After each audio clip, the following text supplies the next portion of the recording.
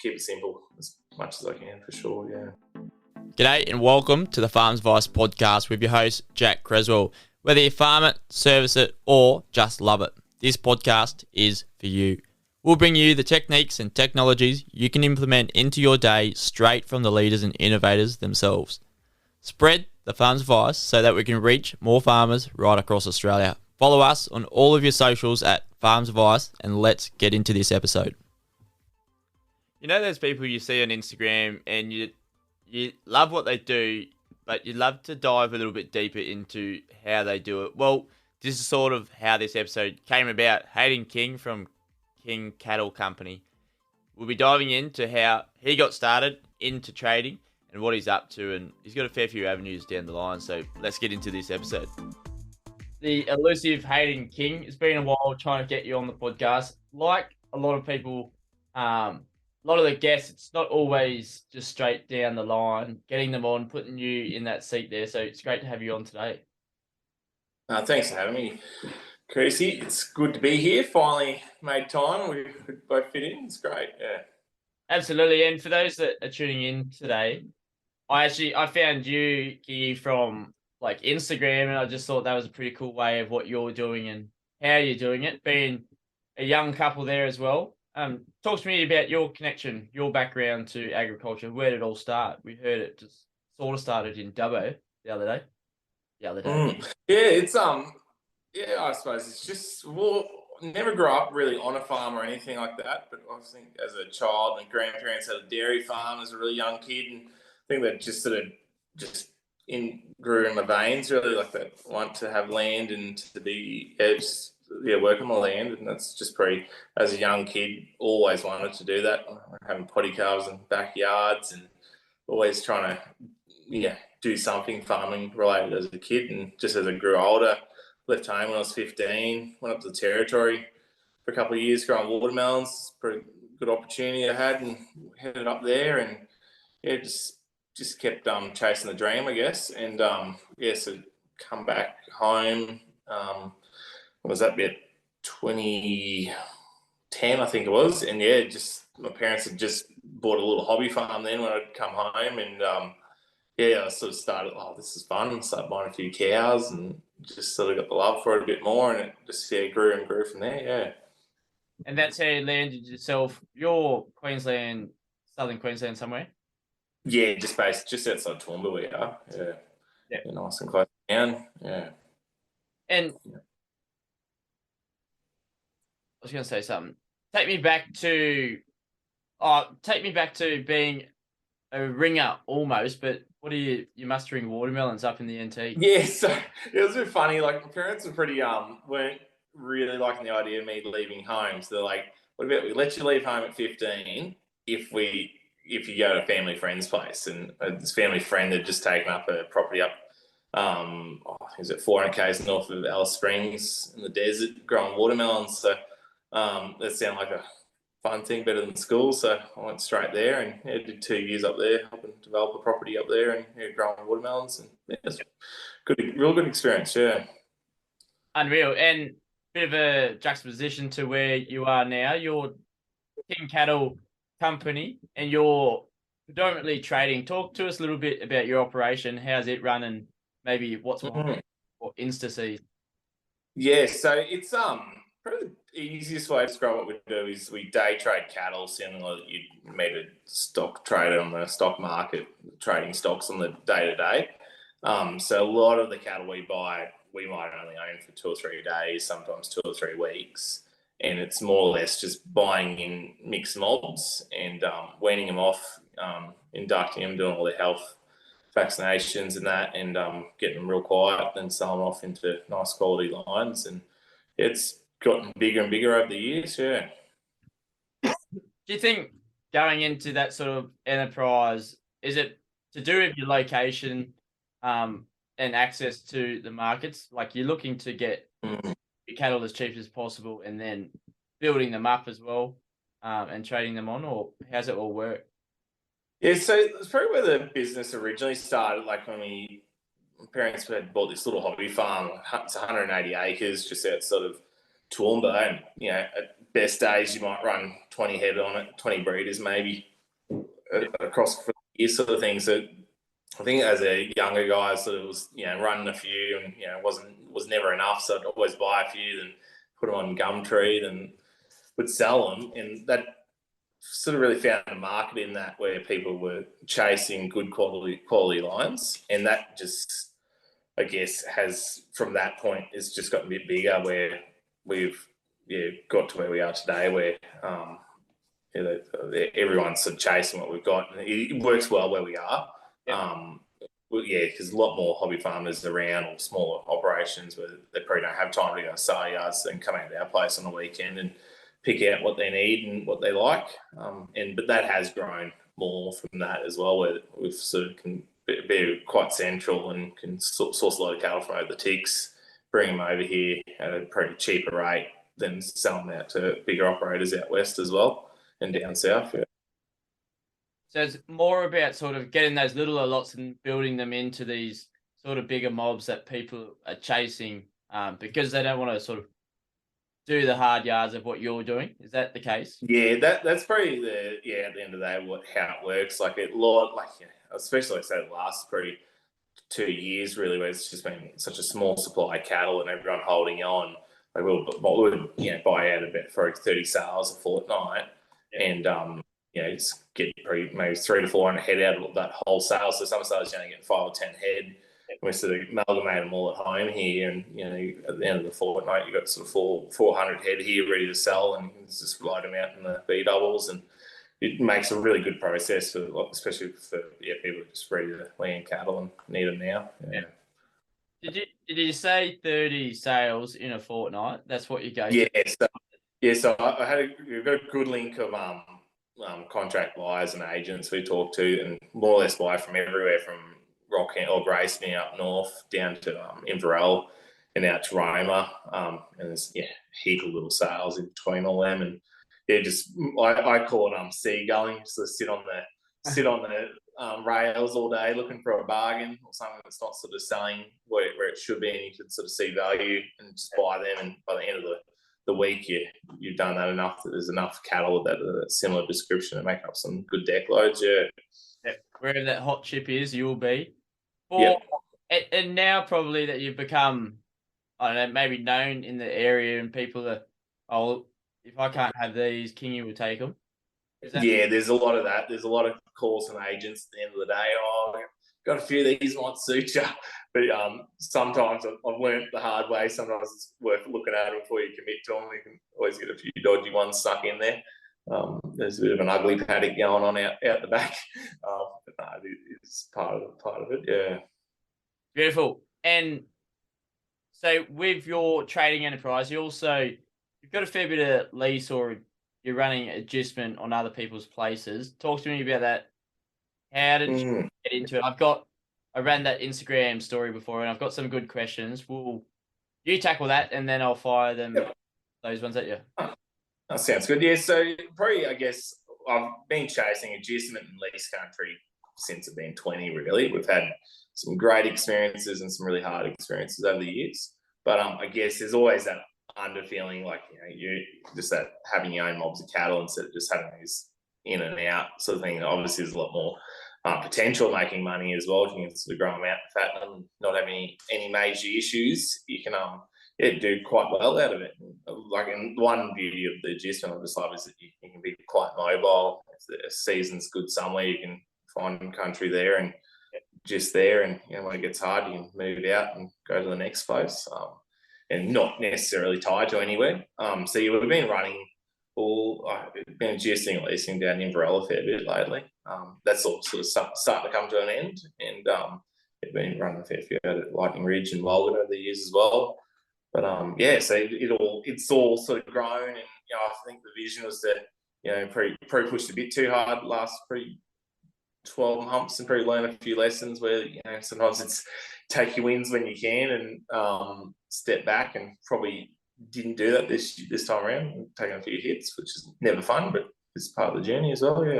Biscuit for the biscuit. The reward is pretty good if you can nab it. If you can. Definitely didn't happen this time around, but anyways, we've done if we pull it out, bigger picture, and look at the last 3 years, we've done really well. But in the last 12 months, there's been a few knocks in there too. That's for sure. Yeah. Absolutely. And I think like this is a pretty good avenue for like the sons and daughters of farmers that are looking to get their own bit. But even as new entrants into agriculture, agistment and leasing is a good way to get into it, as long as they've got the know-how of that land and how it works. You said you had good and bad ideas without dropping too many details. What makes it what makes the scenario bad in terms of agistment or lease?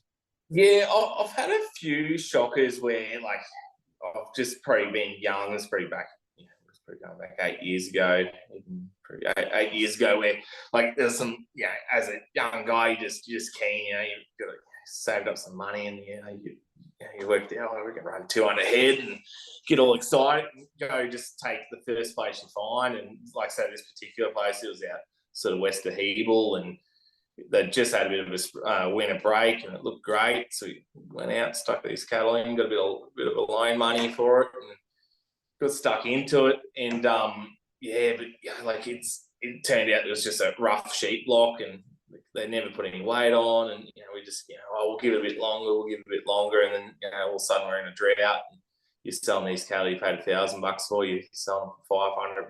We'll hang on a bit longer, and eventually, I remember this one mob, we started 200 head, and we're down to about 100, worth about $100 each. And, we end up, amazingly, it was a tough 3 years, but found another block up in Queensland, put up there, and just kept trading, and eventually the drought broke. And, it was probably about a 3-year process to get back to where we started. She learned some lessons out of it. But, I think that'd be one advice, just, sometimes it's better not to have a deal than to have a deal, sort of thing.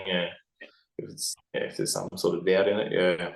It's hard to know, especially environmentally, and then you are sort of clinging on. You're like, oh, it might turn, and then the market dropping and dropping. What's good scenario? People say have a worst case scenario, but I reckon if your worst case is a little bit worst case, triple it. We've had some doozies, some shocking. We had a real good block last year. It was going great, big clover block, and cattle fat as, and then we had 3 floods go through in a month and wash them all away. Some shocking ones. It's mind boggling. I think it's good until some sort of hard things like that happen. And anyways, you gotta keep chipping through. Hey, so that stream through or come through your stories on Instagram, did you actually lost some cattle with the flood? Yes, it was pretty hard.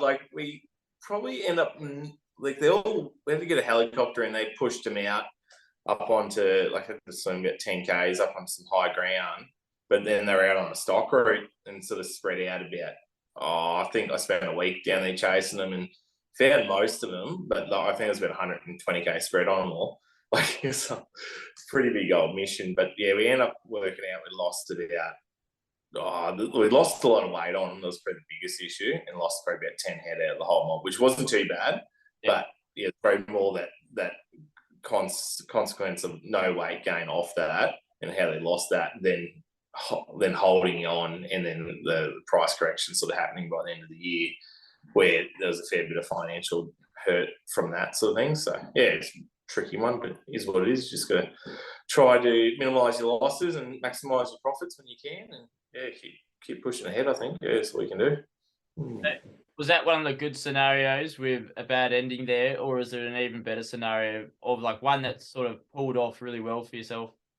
They're probably some of the harder ones, but we've had, as that drought was breaking, picked up some good adjustment blocks, and we'd bought some steers for $250 each, the week before the drought broke with the trading, and I think we ended up selling them for about $1,800 12 months later. So I think some huge profits throughout the years, and at the end of the day, we've probably we've gone gotten a lot more wins and losses, that's for sure. But there's definitely, I think if you're starting out and you're only aiming for the wins and you're not expecting losses, you could be right in for a bit of hurt, I think, for sure. But you seem pretty optimistic about sort of each scenario, each day, or whatever sort of task you're doing. Is that the case? Is that what gets you through with like environment? Yeah, I think I suppose in my mind, we've got some pretty big dreams and big goals to where we want to be in, say, probably 20 years time. And I think you can only just keep pushing ahead, and obviously learn from your mistakes, or what's happened, not necessarily your mistakes, but just what's happened in the market. And I think if you're going to get bogged down in your stuff, you may as well go get a job in town doing something else, I think. But I think it is just that boom and bust scenario, so probably don't go all in on any deal, and just keep chipping away on smaller deals on each lot and have a few different things going on. I think that's probably the best way to protect yourself. Yeah.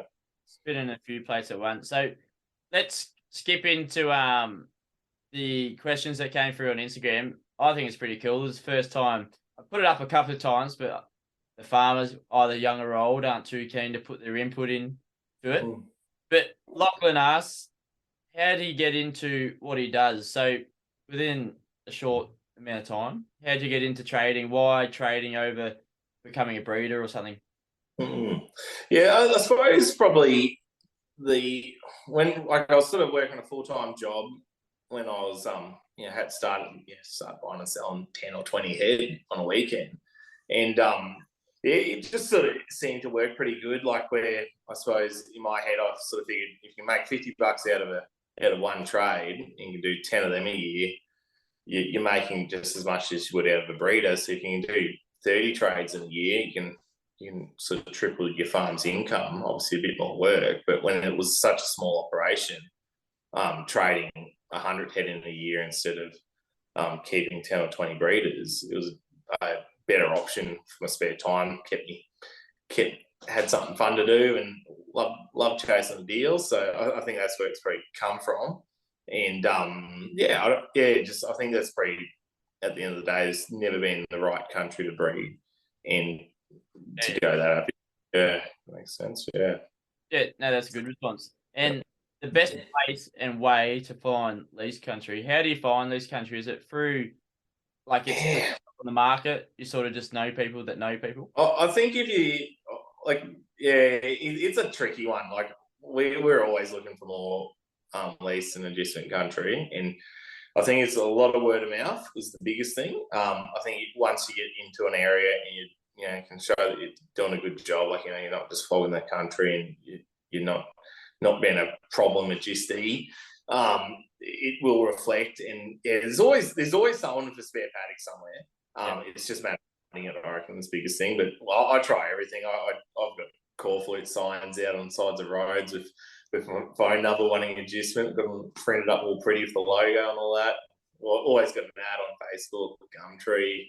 But I think it's really is just there's always a paddock somewhere. You just got to find the guy to do it. But yeah, it is a mission, that's for sure. Yeah, but I think if you start in your local area and just start dropping in and asking people, is the best way to do it. Is that adjustment.com.au? I think it's that. Adjustment.net.au is really good. But you got to be quick. Like, have your email alerts set up for all the areas. I missed out on one today. It was up for 2 hours up at Longreach and was gone. I couldn't believe it. It would have been a great one to pick up. But yeah, you just got to be on. If it was up for 2 hours, no one would have inspected it or anything, just off the cuff, sort of. Yeah, just off the cuff, I would say. Or maybe they knew each other or something like that. It's always like that too. Like, it's it always helps if you know someone that knows somebody and have that mutual connection or some sorts. That's always a good inroad. Yeah. That was from Tim, and Brad said he's taking my question. The plans for the future, the next 10 years. What's this going to eventuate into? What do you want to do? Yeah, it's all up in the air at the moment. It's I guess the market coming back the way it has in the last, probably say, 3 or 4 months. It's sort of at that point, do we keep going hard, or do we just take our wins now and reset and get ready for the next time? So we traditionally only trade during the spring and summer months, like at that really high intense amount. And then during the winter time, I do a bit of agent work, a bit of consulting, and the like as well.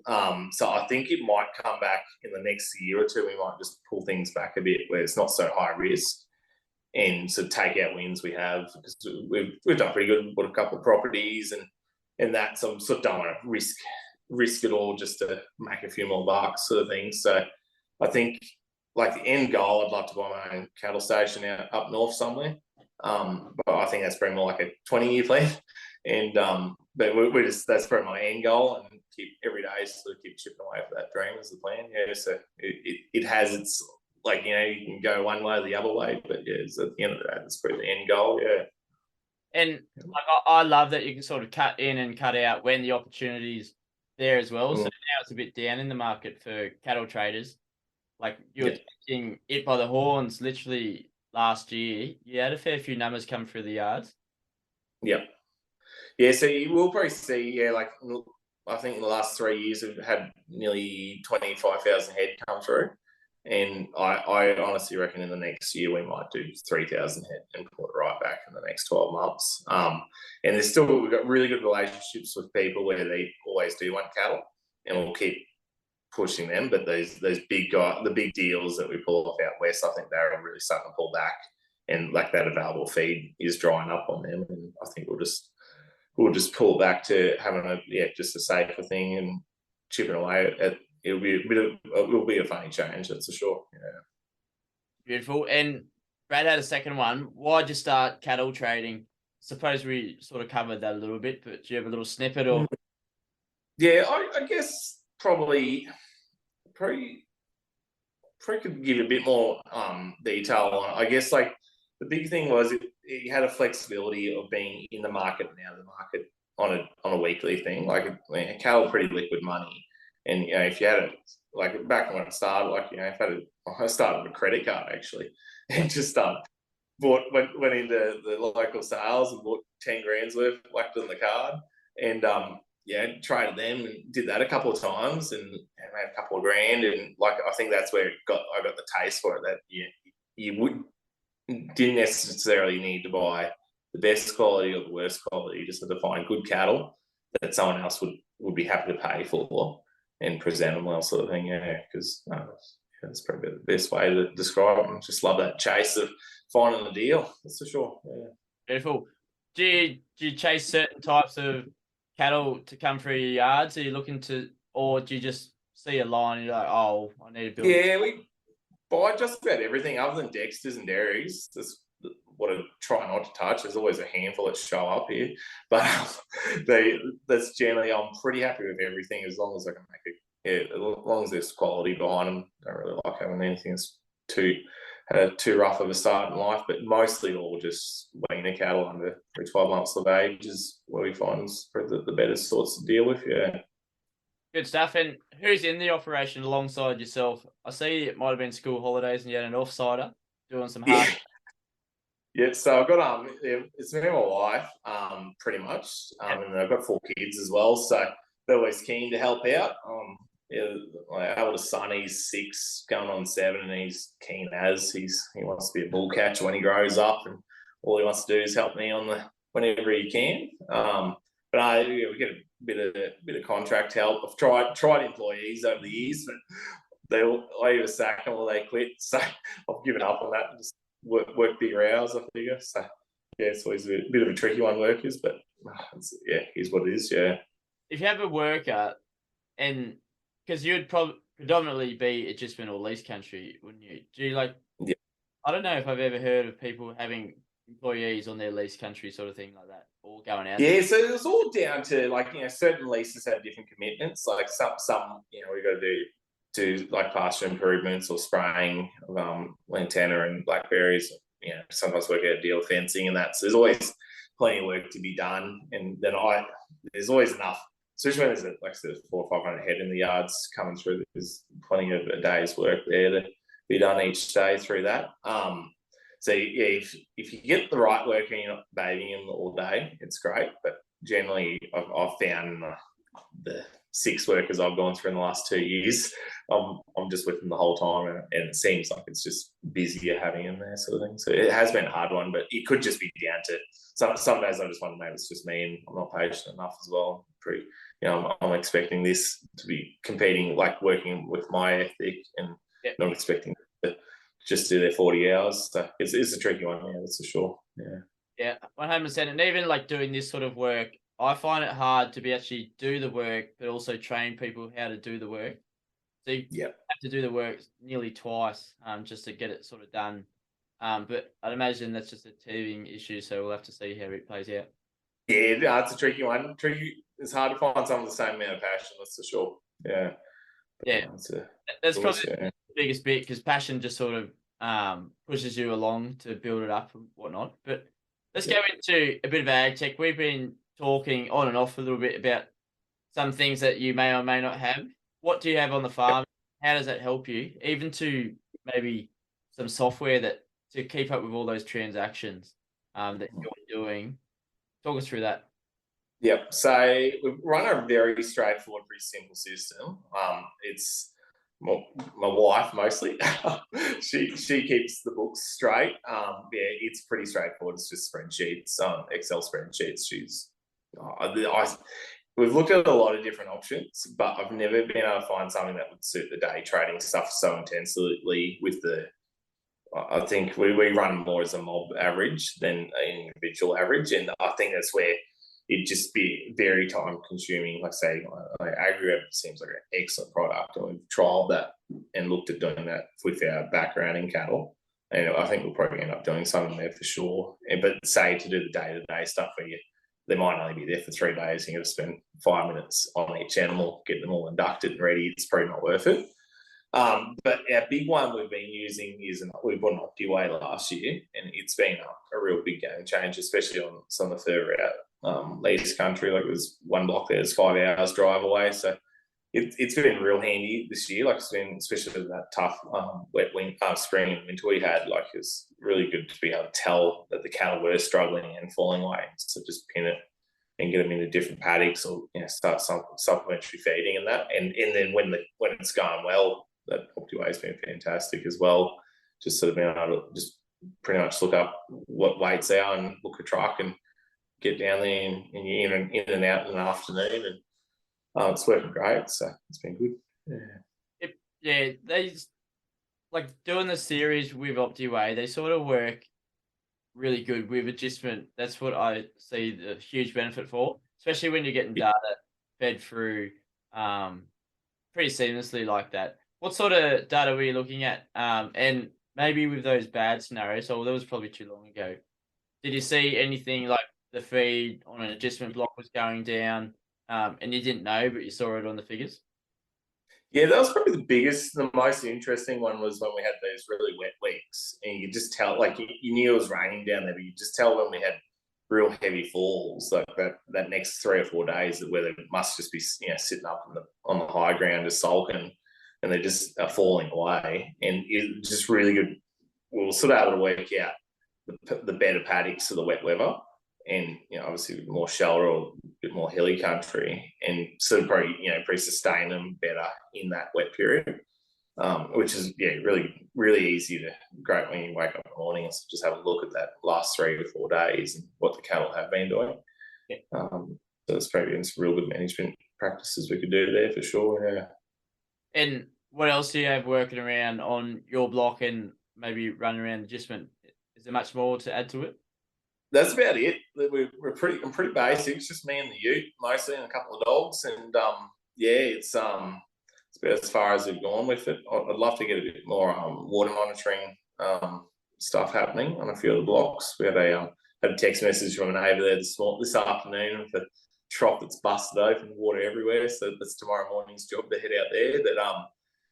But there's a few things in the pipeline there. It'd be great to get a bit more water monitoring and a bit of rain gauge as well. I reckon it'd be a great thing on a few of the lease box. Great, yeah. What about your scales? How do you use them? Running so many through them? Just got the classic old true test. Sits in there and gets buried in all the crap got to clean it every couple of days. But it's pretty straightforward. I bought all the fancy stuff, but I generally just have it running through in a quick way, and we're pretty. We've got a pretty good idea of running through the paddock within a couple of kilos, anyways, in the yards. So yeah, it is handy, especially like obviously the options plus and that as well. So it just got a pretty straightforward system there as well. I find I'm pretty illiterate on a lot of that sort of stuff. So I find just have it as simple as possible, and I don't stuff it up, sort of thing. Yeah, but it works pretty good, and we've done it like a couple of other things. We've built a couple of our own websites as well. It's been another big thing. It's been good. Got one cowsales.com.au. It's been our probably biggest sales throughput over the years, sort of thing. So it's built up really good. So it's always fun chasing the online stuff as well. Yeah. So how's that work? Cow sales. Are you selling, or are you sort of like a bit of an auction house, or what is it? So originally, I started up years ago, and typical great idea, not enough stuff to follow through with it. But my idea was the Gumtree cows was the idea of it. But so get a few people advertise their own cattle, but then also we just use it to market all our own cattle, all our own stuff. So it works really good. We've got a really good Facebook following and good Facebook groups, and then push them all back to the website. It's just a good way to sort of have our cattle there for sale, one place. I think it works well. Yeah. It looks pretty fresh. You've got 200 mixed weaners, 450 mixed weaners, Santa breeder, dispersals, Drought Master breeder herd. So if anyone's chasing, hit him up. Yep, there's always something on there. Yeah. Yep. But no, so my good wife, she does all that side of things for me, and I always got the idea. She follows through for me, so it's great. Yeah. Beautiful. And what about like accounting software? There's a fair few out there. Like Xero's been good. I'm not sure, like whatever you want to dive into. But yeah, so like I said, pretty simple. Like I just run everything off QuickBooks. Kind of wish I started with Xero back in the day, but kind of QuickBooks now. We looked at trying to change over. It's just a pretty big mission to do it now. So it works well for what we do, but I think there's definitely a lot of better. Like I was sort of looking at it as a stock book and that sort of stuff as well. We're probably end up doing something with them, I'd say. Like some pretty good systems on that for sure. Yeah. But at the moment.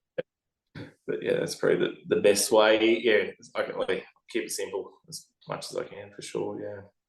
Yeah, absolutely. And it sounds like it's paying off pretty well for you. What's plans in the next couple of years? You're going to improve your manure sales. I see you do a few manure.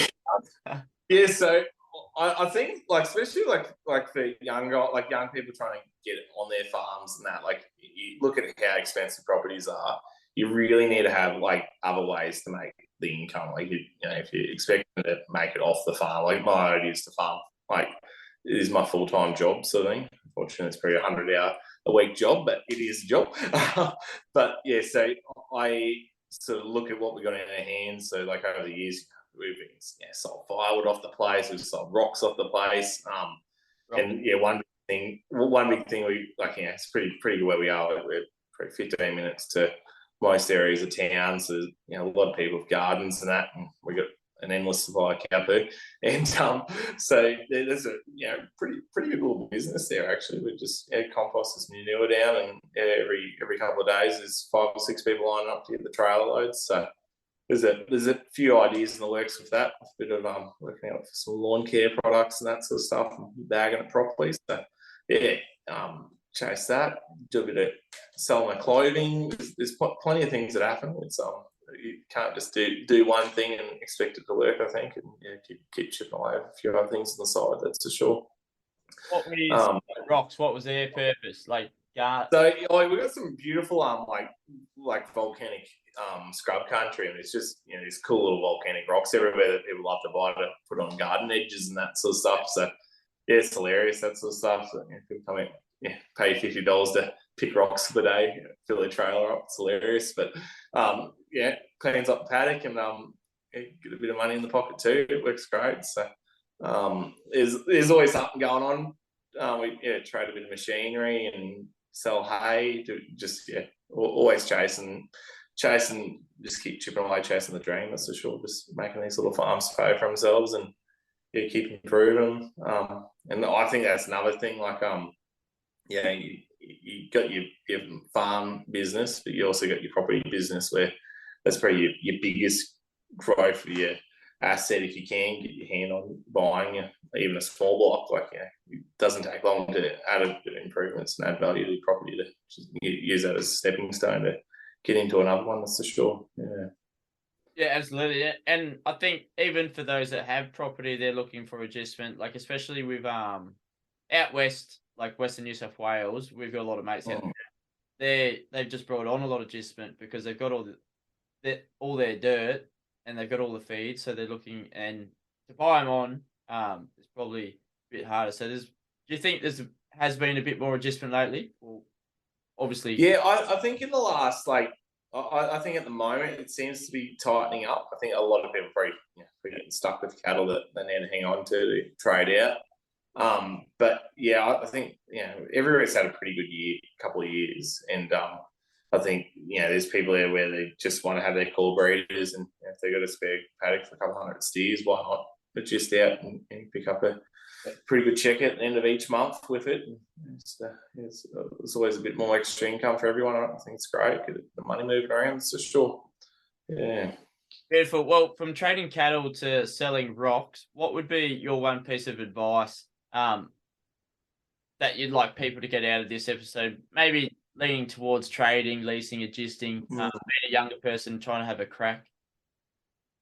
Yeah. No, I think the biggest advice is get out and have a crack. I think don't go all in. Don't, go get a loan off everyone and think it's going to be the thing that makes you rich, but just have a crack and chip away. Like, don't bite off more than you can chew. So the thing's I've pretty come unstuck over the years where, thinking, it's worked great this one time, and going again and going all in that time, that's where it's really come unstuck and hurt us over the years. And dumb enough to do it, keep doing it as well. But I think that's probably the best thing. And just like another big bit of advice in our trading, like this idea of always leaving a bit of meat on the bone for the next person. So having value in what we sell, so that they don't feel like they get ripped off, and we'll get a repeat buy out of that as well. And just being straight up with what we do as well. Like, you get a lot of people that like do this sort of trading and sort of pretend that they haven't just bought them 2 days before and they spin them, and we're pretty upfront with what we do, and so it's probably the best way to go ahead with it, for sure. Top advice. And before we round it off, I forgot to ask, what's involved in the induction for the cattle coming onto yours? What do you do? Yeah, so we've got, like, learning over the years. Real big thing we do is vaccinate everything for bovine respiratory disease. We found, like, it's probably very similar to a big feedlot. Cattle coming from everywhere, high stress, they all get either they'll have pneumonia issues or respiratory issues. And so a big thing is we vaccinate them with Rhino Guard, everything that comes through. We do everything 5-in-1, and they all get a drench as well. So the idea is anything that comes in gets that done the next morning, so everything's a uniform in the yard, sort of thing. So there's probably the biggest, pretty labour intensive, and always on the end of the cattle crush every couple of days. But that's probably big thing. Then just cutting out old ear tags and tidying them up, and that's pretty a big thing. Just getting then we draft them into their different little lines and keep them fed and keep them happy. And then we educate them through the yards a lot as well. Run up the race set once a day and get them around with the working dogs as well. That really helps quiet them down too. So plenty goes on every day. It never ends. Beautiful. And for anyone looking to get in touch or see what you get up to, how can people maybe even buy one of your hats?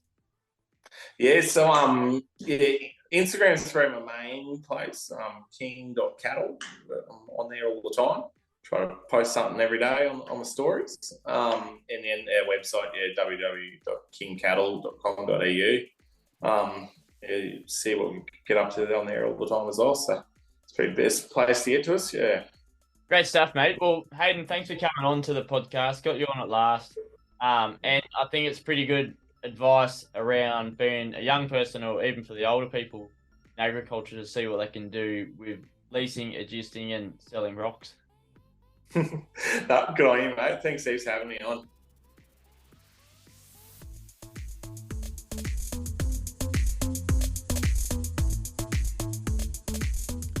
this Farms Advice episode does not stop here. Come and join the conversation on Facebook, Twitter, Instagram, or TikTok, and even join our Facebook group. Go to farmsadvice.com.au for more on this episode and spread the hashtag FarmsAdvice to your mates. If you can leave a review on Apple or Spotify, that will let other farmers find us too. But until then, see you next Tuesday. In the spirit of reconciliation, the Farms Advice podcast acknowledges the traditional custodians of country throughout Australia and their connections to land, sea, and community.